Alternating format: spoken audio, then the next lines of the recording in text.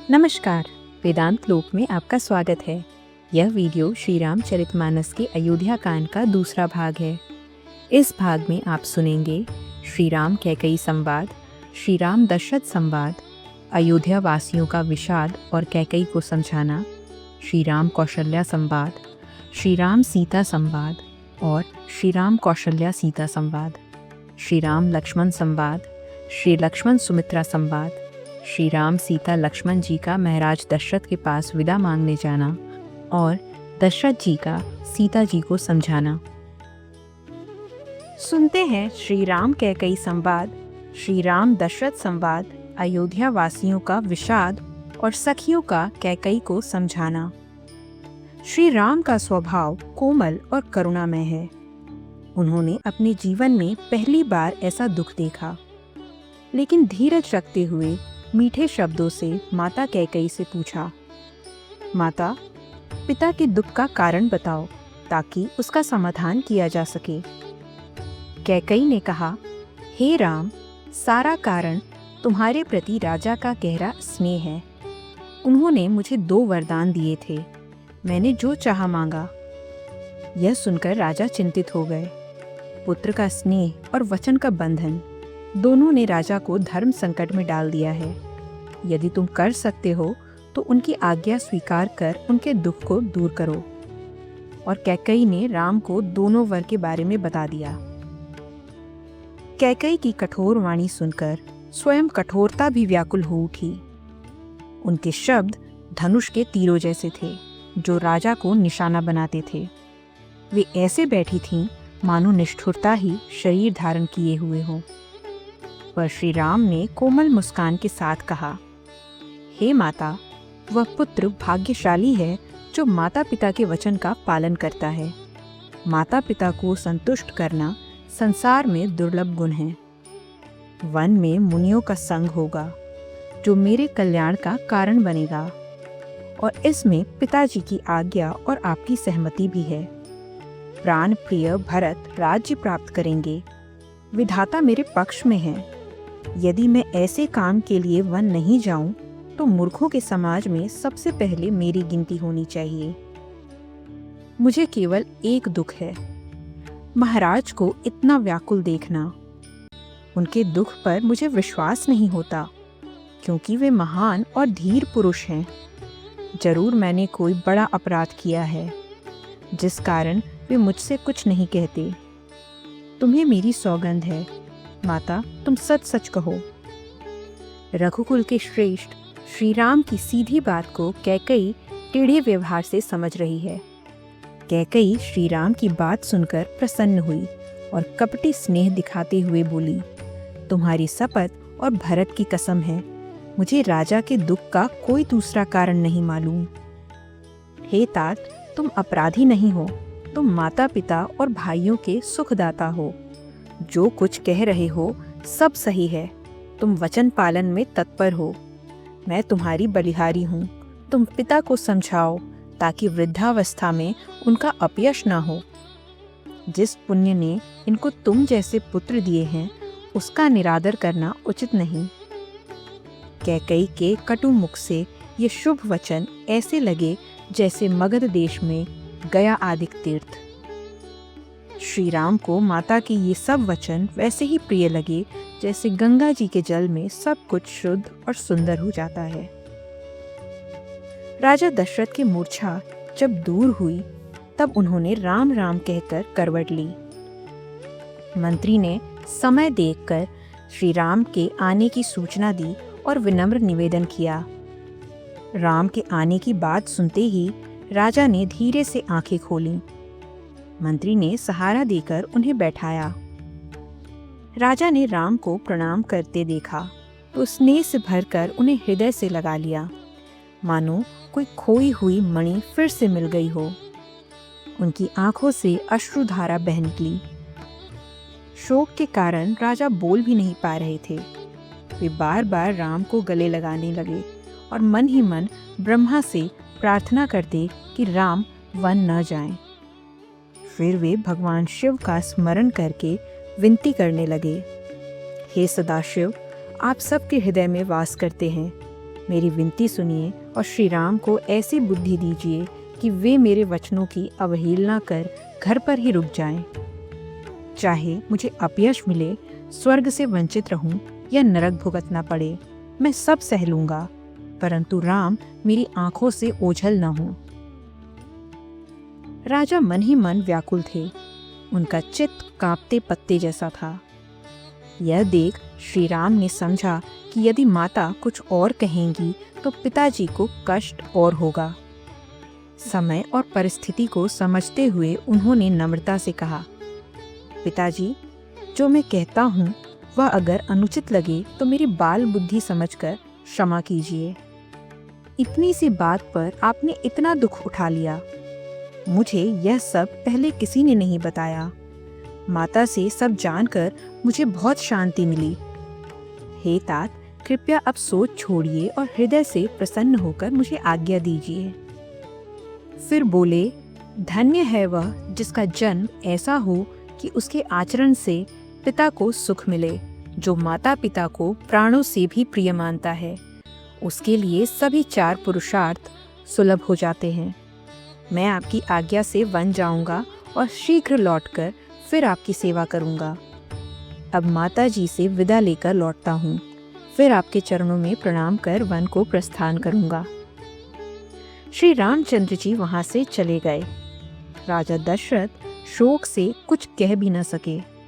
यह कटु समाचार पूरे नगर में इस तरह फैल गया जैसे बिच्छू का विष पूरे शरीर में तुरंत फैल जाता है। श्री राम के वन जाने की बात सुनते ही नगरवासी स्त्री पुरुष ऐसे व्याकुल हो गए जैसे जंगल में आग लगने पर पेड़ पत्ते मुरझा जाते हैं। जहां जिसने सुना वही सर पीटने लगा। कोई सांत्वना नहीं दे सका। सबका हृदय विषाद से भर गया। लोगों के चेहरे सूख गए, आंखों से आंसू बहने लगे और शोक की तीव्रता दिलों में समाने को नहीं आ रही थी। ऐसा लगा जैसे करुणा की सेना अवध पर चढ़ आई हो। नगरवासी कहने लगे, सब ठीक था, तभी विधाता ने सब कुछ बिगाड़ दिया। इस पापिनी कैकई ने घर की सुख शांति को आग लगा दी, मानो उसने अपने ही हाथों से अपनी आंखें फोड़ ली हों और अमृत को फेंककर विष पी लिया हो। यह अभागिनी कैकई रघुवंश रूपी बांस के वन के लिए अग्नि बन गई। पत्ते पर बैठकर उसने अपना ही वृक्ष काट डाला और सुख के बीच शोक फैला दिया। राम तो इसके प्राणों जैसे प्रिय थे, फिर भी न जाने क्या सोचकर उसने ये क्रूरता की। कवि सच ही कहते हैं, स्त्री का स्वभाव गहन, रहस्यमय और पकड़ में न आने वाला होता है। अग्नि क्या नहीं जला सकती, समुद्र क्या नहीं समा सकता, और अबला कहे जाने वाली प्रबल स्त्री क्या नहीं कर सकती। इस संसार में काल किसे नहीं खाता। कुछ लोग कहते हैं, विधाता ने पहले क्या सब सुनाकर अब क्या सुना दिया, और क्या दिखाकर अब क्या दिखाना चाहता है। राजा ने ठीक नहीं किया।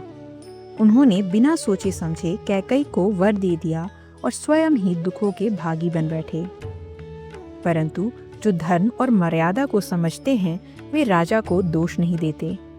वे शिबी, दधीची और हरिश्चंद्र जैसे राजाओं की कथाएं सुनाकर राजा की तपस्या को सराहते हैं।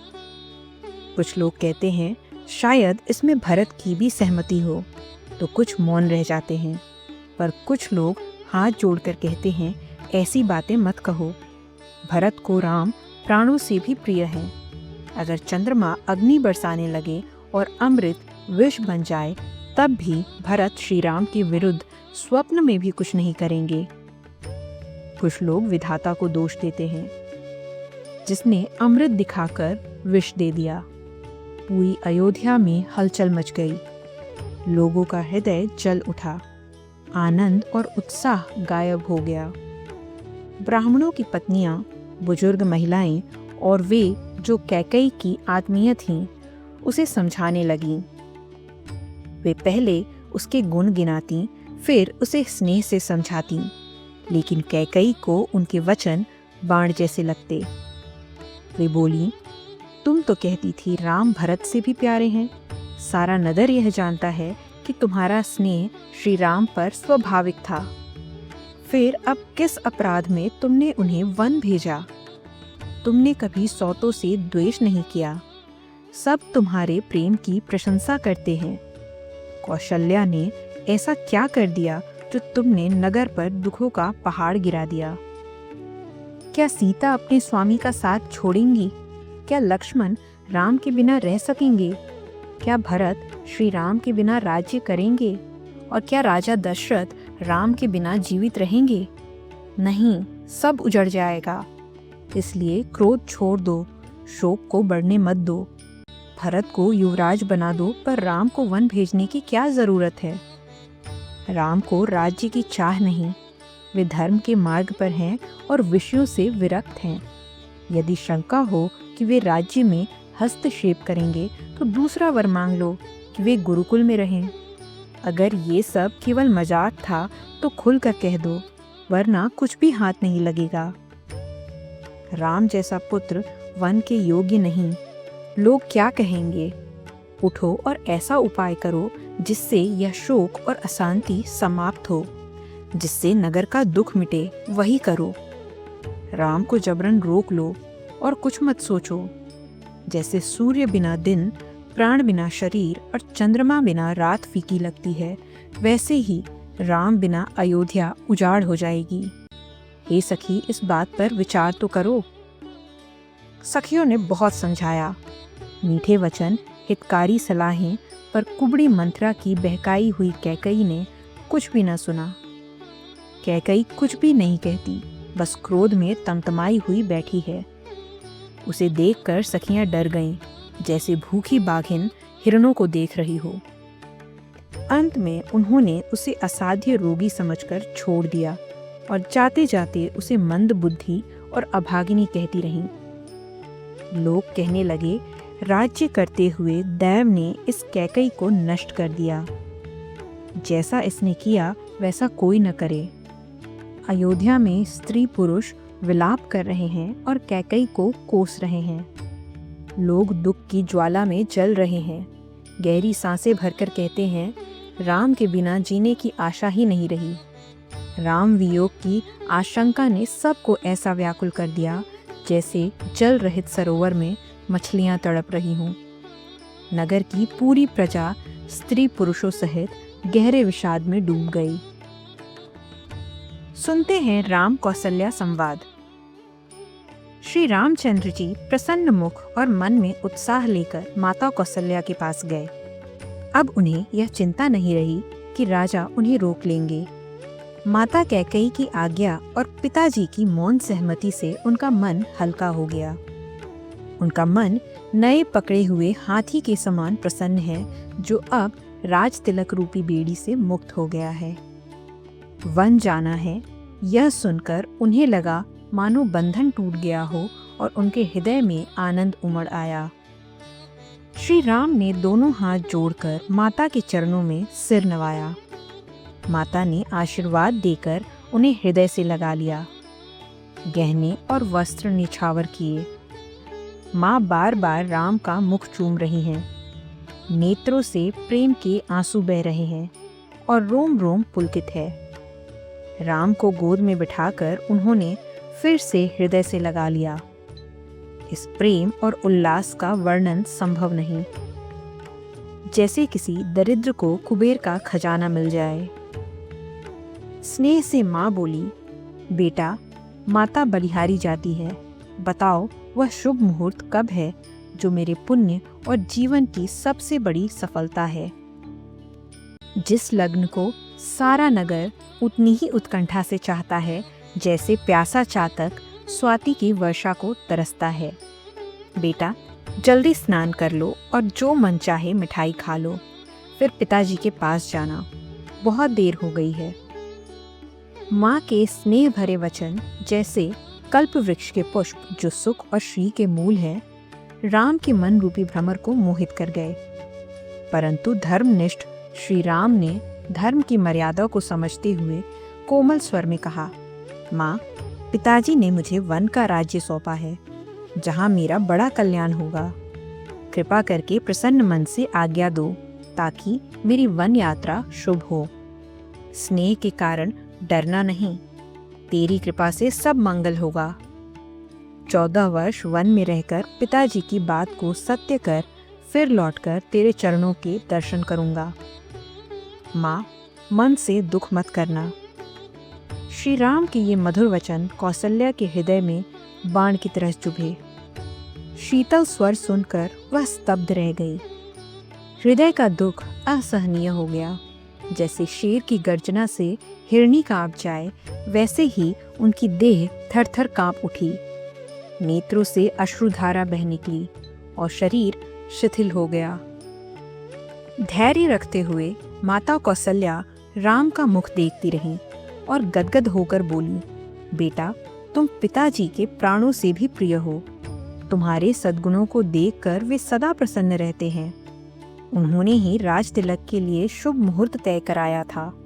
फिर अब ऐसा क्या अपराध हो गया कि तुम्हें वन भेजा जा रहा है? बताओ बेटा, सूर्यवंश को जलाने वाला यह अग्नि कौन है?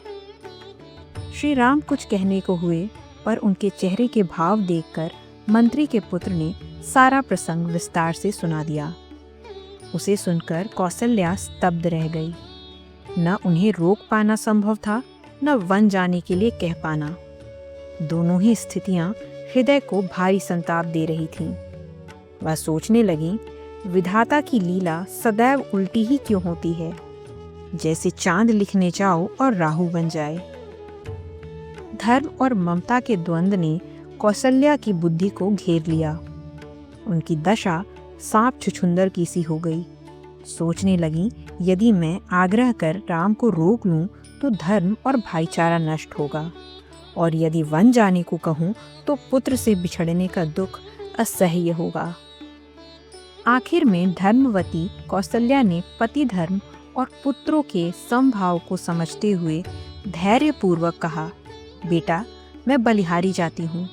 तुमने जो किया वह उत्तम है। पिताजी की आज्ञा का पालन करना ही सबसे बड़ा धर्म है। उन्होंने राज तिलक का वचन देकर वन भेजा, इसका मुझे दुख नहीं। बस तुम्हारे बिना भरत, राजा और समस्त प्रजा को भारी कष्ट होगा। अगर केवल पिताजी की आज्ञा हो तो माँ को अधिक मानकर मत जाओ, लेकिन यदि दोनों ने कहा है तो वन तुम्हारे लिए अयोध्या से भी बढ़कर है। वहाँ के देवता तुम्हारे पिता और देवियाँ माता होंगी।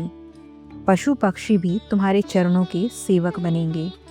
अंत में राजाओं को तो वनवास ही उचित होता है। बस तुम्हारी कोमल अवस्था देखकर मन द्रवित हो जाता है। हे रघुवंश के शिरोमणि, वन भाग्यशाली है जिसे तुमने स्वीकार किया, और अयोध्या दुर्भाग्यवती है जिसे तुमने त्यागा। अगर मैं कहूँ कि मुझे भी साथ ले चलो तो तुम्हें शंका होगी कि माँ यह कहकर रोकना चाहती है। बेटा, तुम प्राणों के प्राण और हृदय के जीवन हो, और जब तुम स्वयं ही कहते हो कि माँ, मैं वन जा रहा हूँ, तो हृदय में पीड़ा उठती है। इसलिए स्नेह दिखाकर हट नहीं करती, पर माँ समझकर मेरी सुधि मत भूलना। जैसे पलक आँखों की रक्षा करते हैं, वैसे ही देवता और पितर तुम्हारी रक्षा करें। तुम करुणा और धर्म के आधार हो। तुम कुछ ऐसा उपाय करना कि हम सब तुम्हें जीवित लौटकर देख सकें। मैं बलिहारी जाती हूँ। तुम नगर, परिवार और सेवकों को अनाथ कर सुखपूर्वक वन को जाओ। आज सबके पुण्य समाप्त हो गए, समय विपरीत हो गया। यह सोचकर माता स्वयं को अभागिनी मानकर राम के चरणों में लिपट गईं। उनके हृदय में तीव्र असहनीय संताप उमड़ आया। उस समय का विलाप वर्णन से परे है। श्री राम ने माँ को उठाकर हृदय से लगा लिया और कोमल वाणी से उन्हें सांत्वना दी। उसी समय यह समाचार सुनकर सीता जी व्याकुल हो उठीं। वे सास कौशल्या के चरणों में प्रणाम करके सिर झुकाकर बैठ गईं।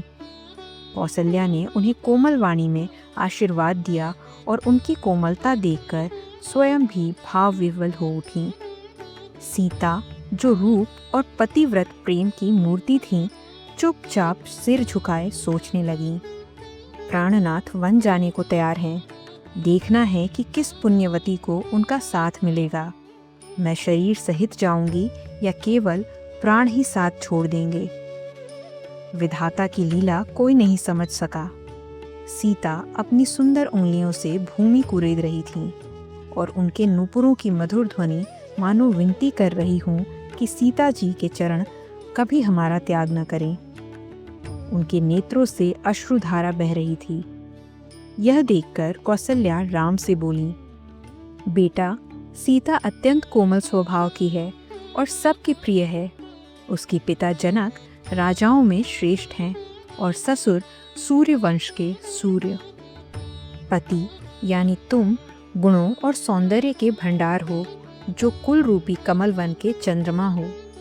मैंने इस रूपवती विनयी पुत्र वधू को स्नेह से पाला है और प्रेम जल से सींचा है। सीता ने कभी कठोर जमीन पर पैर नहीं रखा, हमेशा गद्दों, गोद और झूलों में ही रही है। मैंने तो दीपक की बाती हटाने को भी नहीं कहा इससे कभी। अब वही सीता वन जाना चाहती है। हे राम, तुम ही बताओ, चकोरी जो चंद्रमा की किरणों की प्यासी है, वह सूर्य की ओर कैसे देख सकती है? जंगल में हाथी, सिंह, राक्षस जैसे भयानक जीव रहते हैं। क्या विष की वाटिका में सुंदर संजीवनी बूटी शोभा पा सकती है? वन के लिए तो ब्रह्मा ने कोल भील कन्याएं बनाई हैं, या फिर तपस्वियों की पत्नियां वहां रह सकती हैं, जिन्होंने सब भोग त्याग दिए हैं। जो सीता तस्वीर के बंदर से डर जाती है, वह वन में कैसे रह पाएगी? देव सरोवर की हंसिनी क्या कीचड़ भरे तालाबों में रह सकती है? बेटा, जैसा तुम्हें उचित लगे, मैं सीता को वैसे ही सीख दूं। यदि वह घर में रह जाए तो मुझे बड़ा सहारा मिलेगा। माँ के स्नेह और शील से भरे इन मधुर वचनों को सुनकर श्री राम ने विनम्रता से उन्हें संतुष्ट किया। फिर वो जानकी को वन के गुण दोष समझाने लगे। सुनते हैं श्री राम सीता संवाद और श्री राम कौसल्या सीता संवाद। माता के सामने राम जी सीता जी से कुछ कहने में संकोच कर रहे हैं, लेकिन परिस्थिति को समझते हुए वे बोले, हे राजकुमारी, मेरी बात को ध्यान से सुनो। इसे किसी और भाव से न लेना। यदि तुम मेरा और अपना भला चाहती हो तो मेरी आज्ञा मानकर घर में ही रहो। सास ससुर की सेवा का यह उत्तम अवसर है। घर रहने में सभी प्रकार से भलाई है। माता जब मुझे याद करेंगी और प्रेम से व्याकुल हो उठेंगी, तब तुम उन्हें कोमल वाणी से प्रिय कथाएं सुना सुनाकर समझाना। मैं सौगंध खाकर कहता हूँ, तुम्हें घर पर सिर्फ माँ के सहारे के लिए रख रहा हूँ। इस प्रकार तुम्हें धर्म और सेवा का पुण्य सहज ही प्राप्त होगा। जब जब किसी ने हठ किया, चाहे वो गावल मुनि हो या राजा नहुष, उन्हें संकट ही झेलना पड़ा है।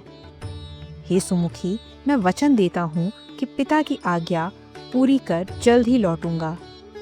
दिन जाते देर नहीं लगेगी, लेकिन यदि तुम प्रेमवश हट करोगी तो अंततः कष्ट ही पाओगी। वन का जीवन अत्यंत कठोर है। वहाँ धूप, ठंड, वर्षा और तेज हवाएं सता सकती हैं। रास्तों में कुश, कांटे और कंकड़ होंगे, जिन पर नंगे पैर चलना पड़ेगा। तुम्हारे कोमल चरण यह सह नहीं पाएंगे। ऊंचे नीचे पहाड़, गहरी खोहें, उफनती नदियाँ, हिंसक पशु, इन सब का सामना करना होगा। हमें ज़मीन पर सोना होगा, पेड़ों की छाल पहननी होगी और कंदमूल फल खाना पड़ेगा, वो भी जब उपलब्ध हों। राक्षस तरह तरह के रूप बनाकर भ्रमित करते हैं और पहाड़ का पानी बहुत ही लगता है। ये विपत्तियां अनगिनत हैं। वन में विषैले सांप, भयंकर पक्षी और स्त्री हरण करने वाले राक्षसों के झुंड घूमते हैं। जहाँ धीर पुरुष भी डर जाएं, वहाँ तुम कैसे रह सकोगी? तुम्हारा वन जाना सुनकर लोग मेरी निंदा करेंगे। क्या मानसरोवर की हंसनी खारे समुद्र में जीवित रह सकती है? क्या आम के वन में विहार करने वाली कोयल किसी कांटों वाले जंगल में शोभा पा सकती है? इसलिए हे चंद्रमुखी, घर में ही रहो। वन में केवल कष्ट है। जो स्वामी और गुरु के हितकारी वचनों को नहीं मानता वह अंत में पछताता ही है। राम जी के कोमल लेकिन तर्कपूर्ण वचन सुनकर सीता जी के नेत्र आंसुओं से भर गए। ये मधुर वचन उनके लिए शरद की चांदनी रात जैसे थे, सुंदर लेकिन भीतर से जलाने वाले। वे कुछ उत्तर नहीं दे पाईं। मन में यह सोचकर व्याकुल हो उठीं कि मेरे प्रिय पति मुझे छोड़कर जा रहे हैं। उन्होंने आंखों में आंसू रोके और मन में धैर्य धारण किया। सीता जी सास के पैर लगकर हाथ जोड़कर कहने लगी, हे माता, मेरी यह ढिठाई क्षमा करें। पति ने मुझे जो सिखाया है वही मेरे लिए कल्याणकारी है, लेकिन मैंने अनुभव से जाना है पति वियोग से बढ़कर कोई दुख नहीं। फिर वे श्री राम से बोली, प्राणनाथ, हे करुणामय, आपके बिना स्वर्ग भी नरक समान लगता है। माता पिता, भाई बहन, मित्र, घर द्वार सभी कुछ आपके बिना दुखदाई है। भोग रोग जैसे लगते हैं, आभूषण बोझ बन जाते हैं और यह संसार यातना बन जाता है। आपके बिना जगत में मुझे कहीं कुछ भी सुखदाई नहीं है। जैसे बिना प्राण के शरीर या बिना जल के नदी व्यर्थ होती है, वैसे ही स्त्री पति के बिना अधूरी है। हे नाथ, आपके साथ रहकर आपके निर्मल चंद्रमा के समान मुख को देखकर मुझे समस्त सुख प्राप्त होंगे। आपके साथ रहूंगी तो पशु पक्षी ही मेरे स्वजन होंगे, वन मेरा नगर होगा और वृक्षों की छाल मेरे वस्त्र। पर्णकुटी ही स्वर्ग होगी, वन देवता ही मेरे सास ससुर होंगे। कुश पत्तों की सैया आपके साथ कामदेव की पलंग सी लगेगी। कंद मूल फल मेरे लिए अमृत होंगे और पहाड़ अयोध्या के महलों जैसे। प्रभु के दर्शन से मुझे हर पल आनंद मिलेगा। आपने जो वन के दुख बताए वे आपके वियोग की तुलना में कुछ भी नहीं है। इसलिए हे कृपालु, मुझे अपने साथ ले चलें, मुझे पीछे न छोड़ें। यदि आपने मुझे 14 वर्षों तक अयोध्या में रोका तो मैं प्राण नहीं रख सकूंगी। आपके चरणों को देखकर चलने की थकान भी नहीं लगेगी। मैं आपकी सेवा करूंगी, पंखा झलूंगी, पसीना पोंछूंगी, रात को चरण दबाऊंगी, बस आपकी छाया में रहूंगी। दुख के लिए मुझे समय ही कहाँ। आपके साथ आंख उठाकर मुझे कौन देख सकता है? जैसे सिंहनी को खरगोश नहीं देख सकते। मैं सुकुमारी हूँ और नाथ वन के योगी हैं। आपको तो तपस्या उचित है और मुझे विषय भोग। इतनी कठोर बातें सुनकर भी मेरा हृदय नहीं फटा। इसका अर्थ है कि ये प्राण आपके वियोग का दुख भी सह लेंगे। इतना कहकर सीता जी अत्यंत व्याकुल हो गईं। वे वचन मात्र से वियोग नहीं सह पाईं। श्री राम समझ गए कि यदि उन्होंने बलपूर्वक सीता को रोका तो वे प्राण त्याग देंगी। तब श्री राम बोले, हे प्रिय, अब सोच छोड़ो और मेरे साथ वन चलो। यह दुख करने का समय नहीं है, तैयारी करो। श्री राम ने कोमल वाणी से सीता जी को समझाया और फिर माता कौशल्या के चरणों में प्रणाम कर आशीर्वाद लिया। माता ने कहा, बेटा, जल्दी लौटकर प्रजाजनों का दुख मिटाना, और देखो कहीं यह कठोर हृदय माँ तुम्हें भूल न जाए। हे विधाता, क्या मेरा भाग्य फिर लौटेगा? क्या मैं इस प्यारी जोड़ी को फिर से अपनी आंखों से देख पाऊंगी? हे पुत्र, वह शुभ दिन कब आएगा जब मैं तुम्हारा चांद सा मुख फिर देख पाऊंगी? हे तात, वत्स, लाल, रघुपति, रघुवर कहकर तुम्हें फिर कब हृदय से लगाकर हर्षित होकर तुम्हें देख पाऊंगी? श्री राम ने देखा कि माता स्नेह से इतनी विवल हो गई कि बोल भी नहीं पा रही। उन्होंने उन्हें अनेक प्रकार से समझाया, पर वह पल इतना भावपूर्ण था कि वर्णन से परे है। तब जानकी जी सासू माँ के चरणों में गिर पड़ी और बोली, हे माता, सुनिए, मैं बहुत ही अभागिनी हूँ। सेवा का समय आया ही था कि वनवास मिल गया। मेरा मनोरथ अधूरा रह गया। कृपा बनाए रखिए, चिंता त्याग दीजिए।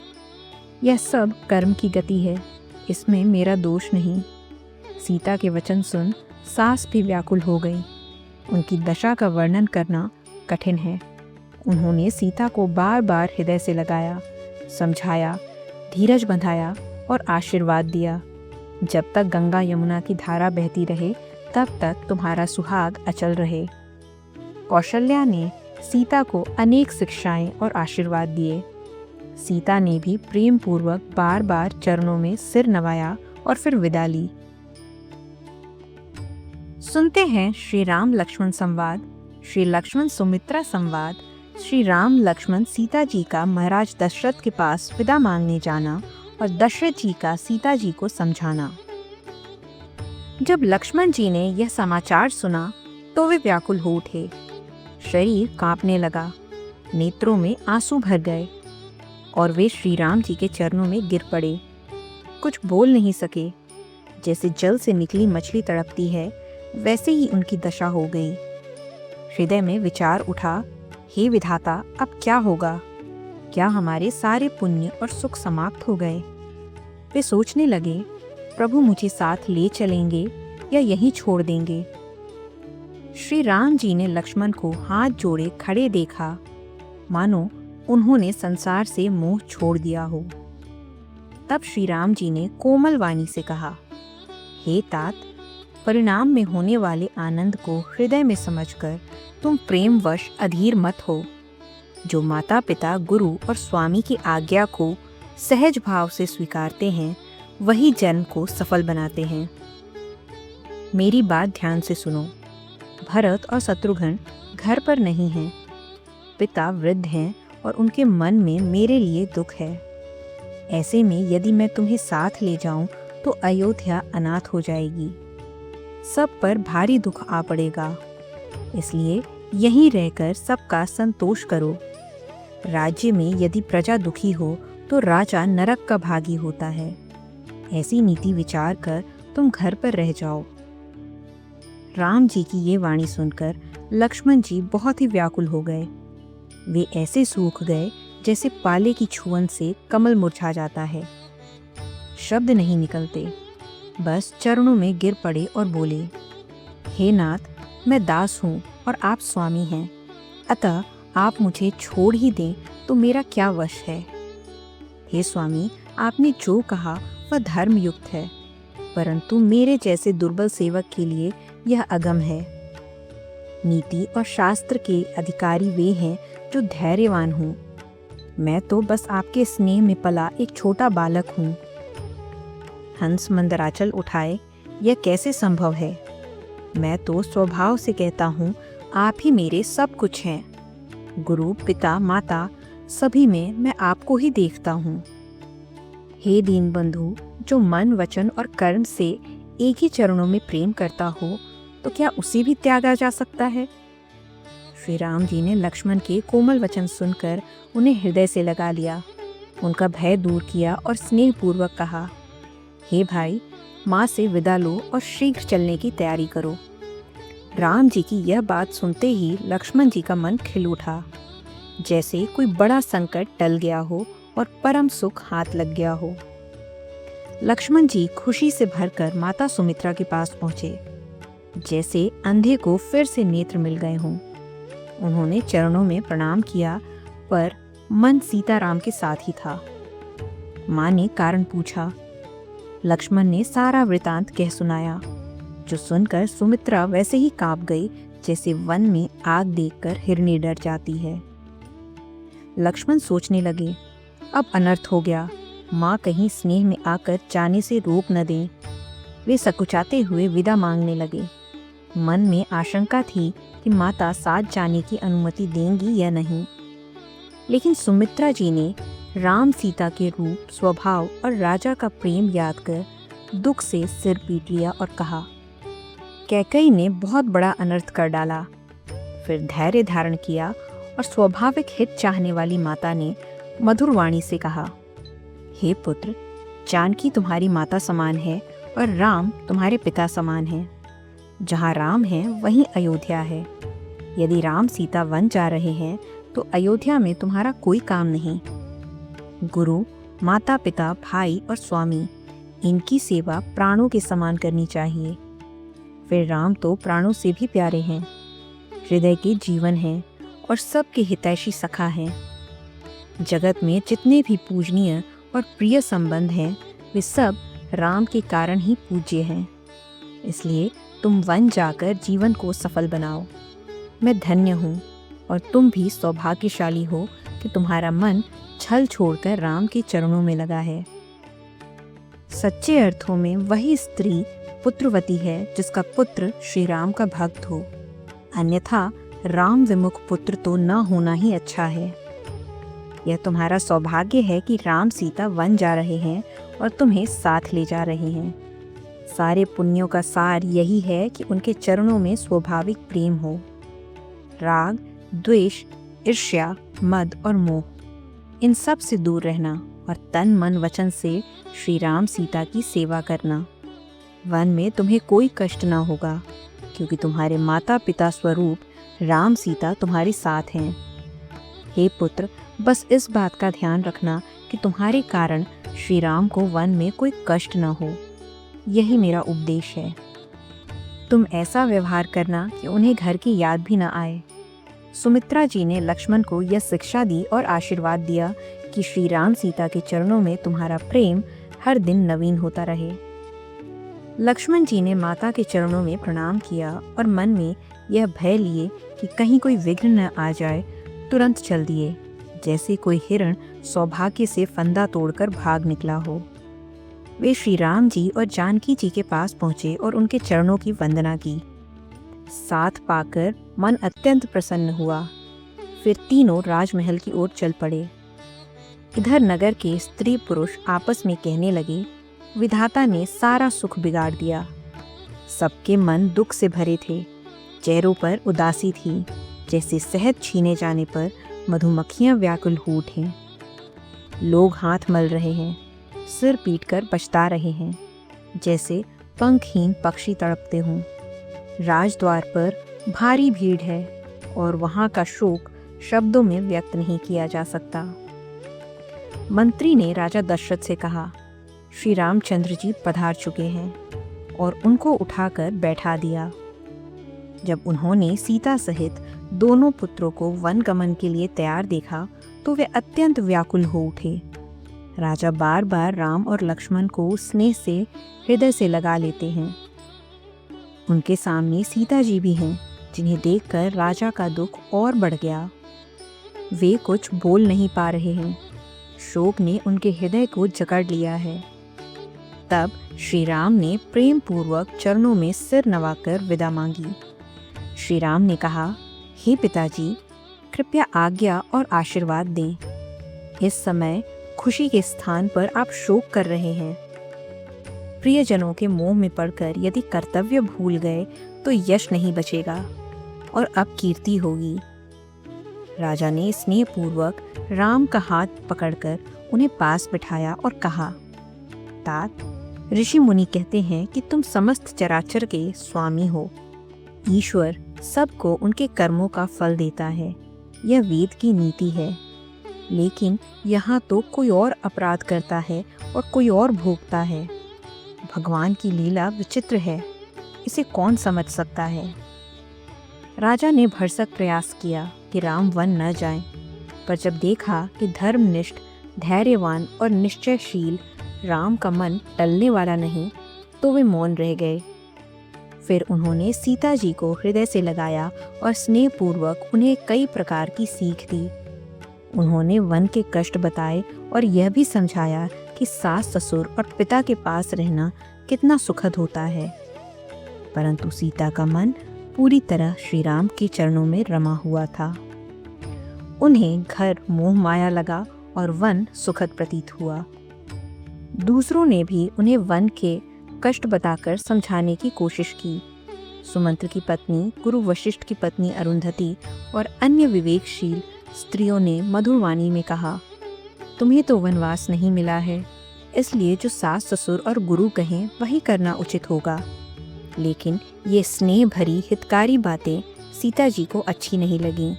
उनका मन व्याकुल हो उठा, जैसे चकई को शरद ऋतु की चांदनी सहन न हो। सीता जी संकोचवश उत्तर नहीं देती। इन बातों को सुनकर कैकई तमक कर उठी। उन्होंने मुनियों के वस्त्र, आभूषण और बर्तन लाकर श्री रामचंद्र जी के आगे रख दिए और कोमल वाणी से कहने लगीं, हे रघुवीर, राजा को तुम प्राणों के समान प्रिय हो। प्रेमवश दुर्बल हृदय के राजा शील और स्नेह नहीं छोड़ेंगे। पुण्य, यश और परलोक चाहे नष्ट हो जाए, पर तुम्हें वन जाने को वे कभी नहीं कहेंगे। ऐसा विचार कर जो तुम्हें अच्छा लगे वही करो। माता की सीख सुनकर श्री रामचंद्र जी ने बड़ा सुख पाया, परंतु राजा को ये वचन बाण के समान लगे। वे सोचने लगे, अब भी अभागे प्राण क्यों नहीं निकलते। राजा मूर्छित हो गए। लोग व्याकुल हैं, किसी को कुछ सूझ नहीं पड़ता कि क्या करें। श्री रामचंद्र जी तुरंत मुनि का वेश बनाकर और माता पिता को सिर नवाकर चल दिए। और यहीं पर अयोध्या कांड का यह दूसरा भाग समाप्त होता है। धन्यवाद हमारे साथ बने रहने के लिए। अगर आप ऐसी कथाएं पसंद करते हैं तो वेदांत लोक को ज़रूर सब्सक्राइब करें, वीडियो को लाइक करें और अपने विचार कमेंट में साझा करें। जय श्री राम।